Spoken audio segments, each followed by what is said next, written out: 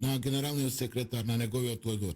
Значи моментално што ги имаме проблемот во здравствениот синдикат, во МОЗ, да, во нашиот независен синдикат. Значи голем број членови во здравствен дом Скопје сум работе, каде што имаме над 1200 членови. И за брзо време ќе бидеме репрезентативен синдикат. Но што се случува? Оптимист. Но што се случува од другата страна? Така и ќе биде. Значи, членови кои што биле членови на ССМ и на Љубиша пишуваат изјави за да се откажат од тој синдикат. Одат во сметководство каде што строго им е забрането на тие службенички да одјавуваат луѓе.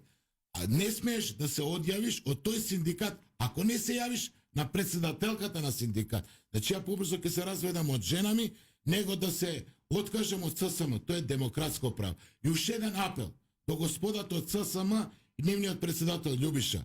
Синдикатот е демократско право на секој слободумен работник што живее во Република Македонија и слободумно да му дозволи да се откаже од синдикатот, а не со закани, со уцени и со изјави зашто се откажуваш.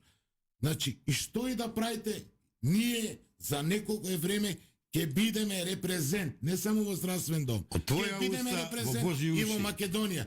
И ќе видите дека секогаш и секаде, ние како независен синдикат при Конфедерација на синдикални организации на Македонија, секогаш ќе бидеме за вработените во здравствениот сектор и секогаш ќе се бориме за нив, а не како до сега, да ќутиме, да си гледаме лични интереси, да бидеме во управни одбори на Фонд за здравство и голем број други управни одбори.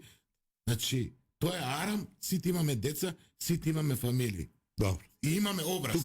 Тука некаде привршуваме. Почитувани слушатели, мои драги